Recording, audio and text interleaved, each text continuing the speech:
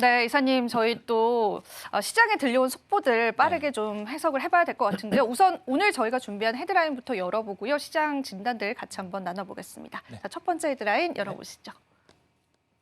네, 오늘 첫 번째 헤드라인입니다. 비트코인에 관한 이야기들. 어제 사실 10만 달러 돌파 이야기가 나오고 나서 지금 조정 국면이긴 하거든요. 근데 이거 관련해서도 우리 시장의 힌트를 찾아볼 수 있을 것 같습니다. 트럼프에 관한 영향력들도 있을 것 같은데 오늘 이 헤드라인 어떻게 해석해 볼까요? 비트코인 같은 경우는 보통 우리가 보기에 가치를 측정하기가 힘들다. 그다음에 이게 채굴에 대한 부분에 한계가 있다. 그래서 뭐 다른 재화보다는 그래도 유동성에 대해서 유입이 되었을 때는 가치에 대한 상승이 높게 나타날 수 있는 그런 특성을 갖고 있습니다.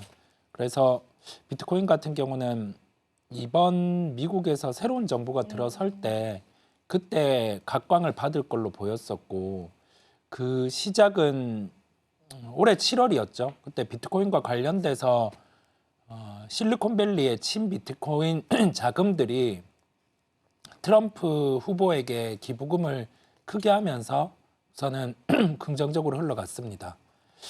10만 달러를 어제 돌파했었어요. 그러면서 갑자기 한 9만 달러 선까지 조정이 급하게 나왔었는데 최근의 가격 흐름 같은 경우는 약간의 뭐 박스권 흐름이죠. 네. 9만 달러에서 10만 달러 정도의 흐름. 그래서 뭐 유동성이 들어오고 있는 상황이고 그다음에 미국의 정책이 준기축 통화에 준하는 상황으로 비트코인 같은 경우를 명명했다 보니까 이제는 좀 상황이 이와 같은 상황이 좀 지속될 수 있음을 말씀을 드려봅니다. 네, 좋습니다. 자, 비트코인 관련해서 시장에서 상승 이후에 조정이 나와주고 있는데 간밤에 미국의 레리 서머스라고 하는 전 재무장관이요. 비트코인을 전략적인 비축 자산으로 선택하는 것은 굉장히 어리석은 일이다라는 그런 비판적인 발언을 하기도 했습니다.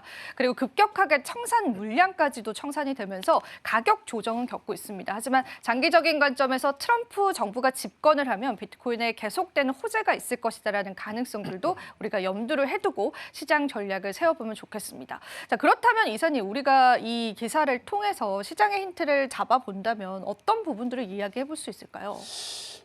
비트코인 같은 경우가 과거와는 달라진 게 이 가격들이 상승할 때 같은 경우 대중매체가 엄청나게 열광을 했었죠. 네. 그러면서 가격이 고점을 형성한 경우가 많았어요. 그런데 지금은 좀 상황이 다른 게 아까 우리가 처음에 짚고 갔지만 그 중기축 통화에 준하는 상황이 발생이 될 수 있고 그다음에 트럼프 정부의 주요 관료들의 상황들을 보더라도 비트코인에 유리한 관료들이 다 들어왔습니다. 그다음에 그와 함께 우리가 생각해 볼 부분은 그 기축 통화에는 뭐 준하지는 않는다라고 공식적으로 이야기는 했어요.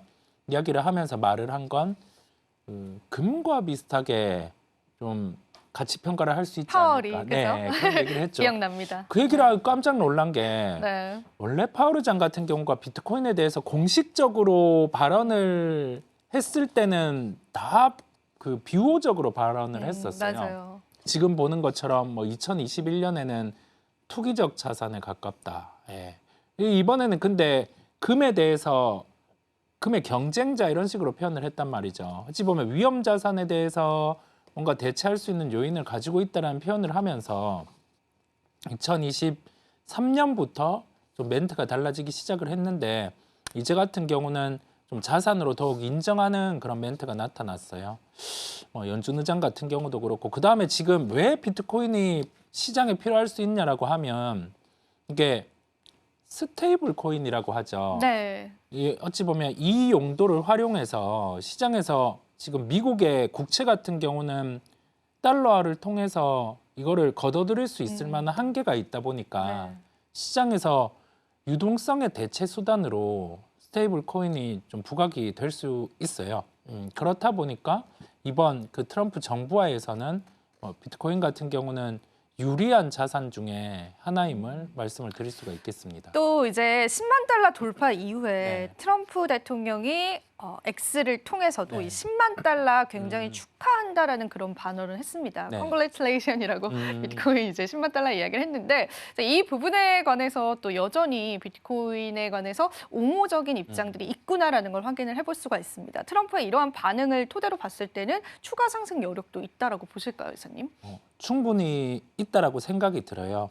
다만 뭐 가격 조정은 계속 수반될 수 있겠죠. 지금처럼 차익 실현이 나오는 경우도 있을 거고, 그다음에 생각지 못한 돌발 상황이 있을 때는 비트코인 시장 같은 경우도 변동성이 커질 수 있습니다. 뭐 우리나라에 최근에 있던 케이스 때도 상당히 변동성이 커지는 면이 나타났는데, 이 방향을 보는 거죠. 우리는 이게 과연 뭐 꾸준히 상승을 할 수 있는 방향인가 아닌가를 판단을 해보면 그 중심에는 정책에 대한 우호성이 있는 것이고, 이제는 그 정책에 대한 우호성이 나타나는 원년이 뭐 올해 말 내년 이 구간이다 보니까요. 비트코인 같은 경우는 각광을 받을 수가 있겠고, 나머지 이제 스테이블 코인 쪽의 역할을 할 수 있는 그런 쪽도 함께 긍정이라고 할 수가 있겠습니다. 네, 좋습니다. 오늘 비트코인 이야기 한번 나눠봤고요. 여러분들 투자 전략 잡을 때 도움 되셨으면 좋겠습니다. 자, 다음 헤드라인 바로 한번 열어보겠습니다. 자, 오늘 두 번째 헤드라인 바로 체크해 보시죠. 오펙에 관한 증산 계획에 관한 이야기인데요. 사실 원유 가격은 좀 큰 틀로 보면 하락 추세를 나타내고 네. 있잖아요. 이런 증산 계획 미룬 소식들이 원유 가격에 영향을 미칠 수 있을지 좀 궁금하고 어떻게 좀 해석을 해볼 수 있을까요? 오펙 플러스가 그 증산 계획 같은 경우를 미룬 이유가 그 유가 같은 경우는 어찌 보면 원유가 있고 그 제품이 있어요. 그런데 원유 가격 같은 경우가 계속 하락하다 보니 제품 가격 같은 경우도 오르지 못하는 상황입니다. 동반해서 하락을 하는 거죠. 제품 가격이 머무르고 원유 가격이 하락한다라고 하면 마진은 오르니까 좋은데 둘 다 빠지고 있는 상황입니다. 그러면서 공급 상황도 과공급에 머무르고 있다 보니까요.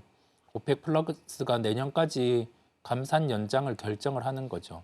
원래는 이 증산 같은 경우로 유지하려고 하다가 단가 같은 경우 WTI 기준으로 65불 정도를 하회하게 되면 셰일 오일 채굴하는 기업들 같은 경우가 생산성이 마이너스가 돼요. BEP가 마이너스가 되다 보니까 여기에서는 이제 65불 이하로 빠지지 않게 하기 위해서 좀, 그런데 이 월가의 내년 국제유가 전망 보면 WTI 기준으로 뱅크 오브 아메리카는 한 61불까지도 예상하기도 했어요. 더 빠질 수도 있다라는 거죠. 그렇네요. 근데 미국에서는 보통은 유가가 한계를 가진 수준까지 빠지면 전략 비축률을 통해서 공급 조절을 하는데요. 지금은 그런 액션도 없어요. 그런 액션도 없이 여전히 유가 관련해서는 하락을 용인하는 상황이죠. 그 부분은 뭐 하나는 인플레이션과 연결이 될 수 있겠고요. 한 부분은 그 에너지 같은 경우가 지금 뭐 데이터 센터, 그 AI를 적용한 데이터 센터가 있다 보니 에너지에 대해서 공급을 늘려야 되는데, 이걸 당장은 뭐 소형 모듈 원전이란 거는 수주를 하고 기간이 좀 걸리다 보니까 진행이 당장 안 되는 거고, 그걸 대체하는 부분, 대체가 아니죠. 단기적으로 끌고 가는 부분이 천연가스 쪽인데, 천연가스 쪽 같은 경우는 유가가 좀 내려가 있어야 단가가 기본적으로 유리하다 보니까, 그래서 시장에서는 물가와 그다음에 지금 단기적으로 필요한 에너지원에 대해서 유리한 구조를 위해 이렇게 좀 내려가 있는 유가를 유지를 하는데, 감산 연장은 아무래도 너무 내려가면 안 되니까, 네. 너무 내려가면 안 되니까 어느 정도. 결정을 한 것으로 보입니다. 가격 유지를 좀 네. 시키기 위해서 지켰다라고 보면 되겠습니다. 네. 저희가 또 방금 들려온 속보로 이 면담 종료 소식이 좀 들려왔거든요. 네. 혹시 뭐 저희가 계속되는 속보 여러분들에게 전해드릴 텐데 이번 면담 때문에 시장에 관한 방향성 바뀔 가능성 좀 있다라고 보실까요, 이사님? 지금은 뭐 어찌 보면 계속 언론에서 그 저녁에 있었던 일에 대해서 찾아가는 과정인 것 같아요.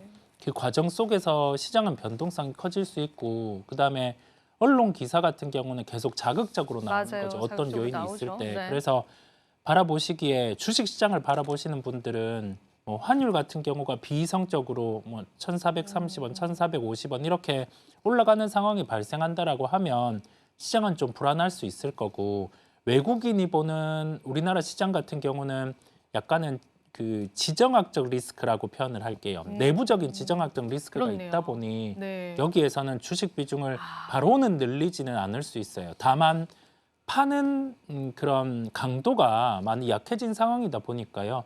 여기에서 무작정 가지고 있는 종목들 같은 경우를 다 내다 팔아버리고 그리고 나서는 언제 매수할지 타이밍을 잡기가 힘들다 보니까요. 그런 부분은 좀 주의하시면서 환율 수준을 함께 살펴보시면 되겠습니다. 지금 바로 구독을 눌러보세요.